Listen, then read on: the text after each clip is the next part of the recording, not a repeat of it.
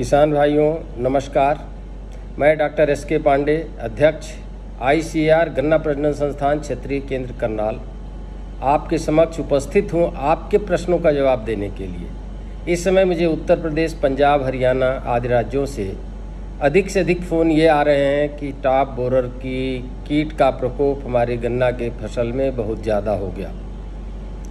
तो आज मैं इसी का प्रश्न का जवाब आप सभी को देना चाहता हूं कि जैसा आप सभी जानते हैं कि टॉप बोरर, जिसे चोटी बेधक कहते हैं, यह गन्ने का एक बहुत ही भयंकर शत्रु है जो हर साल प्रतिवर्ष लगता है और अभी से लगेगा और इसकी 6 पीढ़ियां होती हैं जो अक्टूबर नवंबर तक पकने तक फसल की नुकसान करता है। इसके नुकसान से आप सभी चिर परिचित हैं।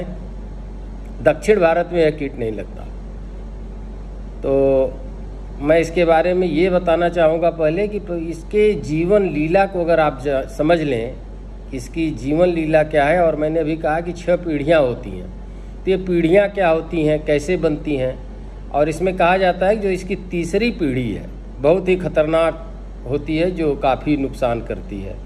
तो अगर हम पहली पीढ़ी दूसरी पीढ़ी को मार दें तो तीसरी पीढ़ी आने की संभावना न हो, इसलिए मैं इनकी पीढ़ी के बारे में, इनकी जीवन लीला के बारे में, जीवन चक्र, जीवन कहानी के बारे में आपको इसकी कहानी बताऊंगा तो आप समझ पाएंगे।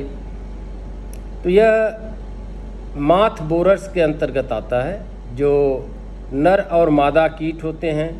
एकदम उजले दूध की तरह सफ़ेद 2 माथ होते हैं और पत्तियों पर गन्ना के पाए जाते हैं। सुबह 9 बजे तक ये दिखते हैं, फिर इसके बाद खेत में छुप जाते हैं।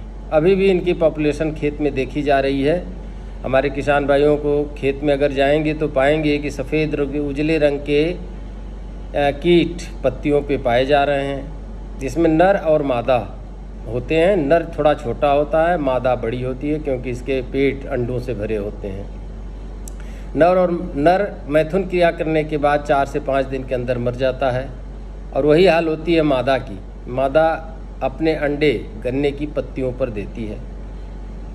अंडे देने का कार्यक्रम इसका ये है कि एक एक अंडे एकदम कोमल क्रीम कलर के गोल गोल छोटे छोटे अंडे पत्तियों पर अलग अलग एक कतार में देती है।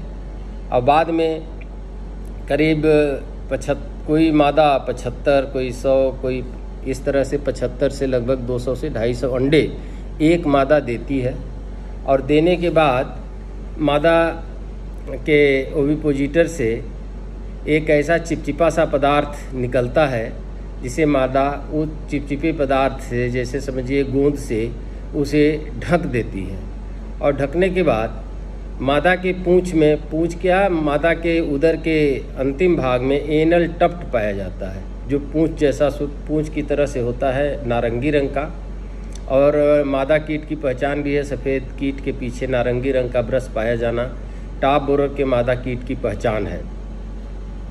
यह मादा कीट अपने एनल टफ्ट से उस जो ग्लू की तरह से जिस अंडे को ढकी हुई है, उस अंडों में उस चिपचिपे पदार्थ पर अपने एनल टफ्ट से कुछ बाल गिरा देती है, जिससे पूरे अंडे अच्छी प्रकार से ढक जाते हैं और सारे अंडे उसमें काफ़ी सुरक्षित रहते हैं पशुओं के द्वारा या उनके द्वारा, इनके हानिकारक जीवों द्वारा, या हम लोग भी नहीं समझ पाते यह किसी कीट का अंडा है। तो किसान भाइयों, यह देखने में गोबर के छोटे छोटे धब्बे की तरह गन्ने की पत्तियों पर इसके अंड समूह होते हैं। एक अंड समूह में 200 से 250 अंडे होते हैं। अब ये अंडे 5 से 6 दिन से लेके 12-13 दिन तक पत्तियों पर उसी अवस्था में पकते रहते हैं। अगर इन अंड समूह को उलट के देखा जाए तो उसमें अंडों को देखा जा सकता है, लेकिन बड़े मुश्किल से उलटता है, इतना चिपचिपा होता है। इसको आप देखें तो उसमें कतार में अंडे पाए जाते हैं। अंडे धीरे धीरे क्रीम कलर से अपना रंग बदलते जाते हैं, काले होते जाते हैं और 12-13 दिन के बाद इसमें से छोटी छोटी इल्लियाँ, सुंडियाँ निकलती हैं और ये उसी पत्ती पर 3-4 घंटे पर्णहरित जो पत्ती का है खुरच खुरच के खाती हैं। थोड़ी बड़ी 3-4 घंटे में थोड़ी सी ठीक हो जाती हैं। तो जो गन्ने के जिस पौधे पे अंडा दिया गया है वहाँ से एक सुंडी चलती है, और जो पहली गोप की पहली पत्ती जो खुली होती है उस पे उसके मध्य सिरा जो मिडरिब के अंदर प्रवेश करती है, और खाते खाते मिडरिब में सुरंग बनाते हुए धीरे धीरे उसके स्पिंडल तक पहुंच जाती है। स्पिंडल मतलब कंठ तक, और कंठ पे पहुंचने के बाद नीचे की ओर मूव करती है, और नीचे मूव करने के बाद जहाँ से पत्तियाँ होल निकलना शुरू होता है वहाँ पे जाके ये खाना शुरू करती हैं, और धीरे धीरे ये खुद बढ़ती जाती हैं और उस स्पिंडल में छेद करते जाती हैं और करीब 11-12 दिन तक उसमें ये अपनी ग्रोथ करती हैं और खाते पीते रहती हैं। इस दौरान क्या होता है कि जो होल के अंदर पत्तियां लिपटी होती हैं, आगे चलकर खुलती हैं, पत्तियां बनती हैं, उसमें ये छेद कर देता है, और छेद करने के बाद जब आगे पत्तियां खुलती हैं तो आप देखेंगे कि उस पर छोटे छोटे छेद होते हैं। मुख्य कलिका जो होती है धीरे धीरे मर जाती है और पौधों का विकास रुक जाता है। तो ये सुंडी 10-11 दिन तक सुंडी अवस्था में रहती है। इसके बाद ये पूर्ण विकसित हो जाती है, और अपने विकसित होने के दौरान ये अपनी मोल्टिंग करती है, और अपनी बढ़वार के बाद जब पूर्ण विकसित होती है, पूर्ण विकसित होने के बाद ये प्यूपा की अवस्था में परिवर्तित हो जाती है। उसी गन्ने के अंदर जिसमें प्रवेश की है उसी में सुंडी प्यूपा बन जाती है, और प्यूपा बनने के बाद 7 से 10 दिन में पुनः नर और मादा कीट बन के निकल जाती है। फिर मादा कीट दूसरे पीढ़ी, ये तो पहली पीढ़ी हो गई, पहली पीढ़ी जैसे ही आपका गन्ना के बिजाई शुरू हुई, फुटाव शुरू हो गया, फुटाव में पहली पीढ़ी शुरू हो जाती है। फिर दूसरी पीढ़ी, और दूसरी पीढ़ी फिर अपनी जनसंख्या इसी तरह धीरे धीरे बढ़ाती है, और इसमें ओवरलैपिंग जनरेशन भी होता है।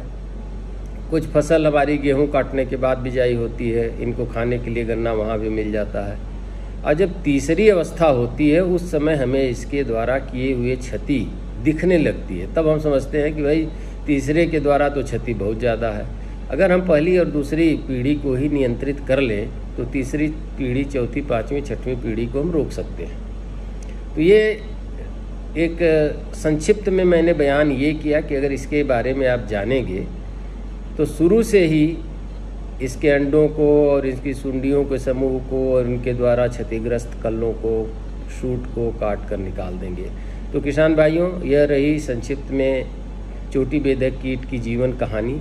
कृपया इसे आप मनन करें और खेत में अपने देखें, और वर्ष में इसकी 6 पीढ़ियाँ होती हैं, काफ़ी नुकसान करता है। टिलरिंग से लेकर कटाई तक इसकी क्षति चलती रहती है। एक पीढ़ी 35 से 40 दिन में पूरी हो जाती है।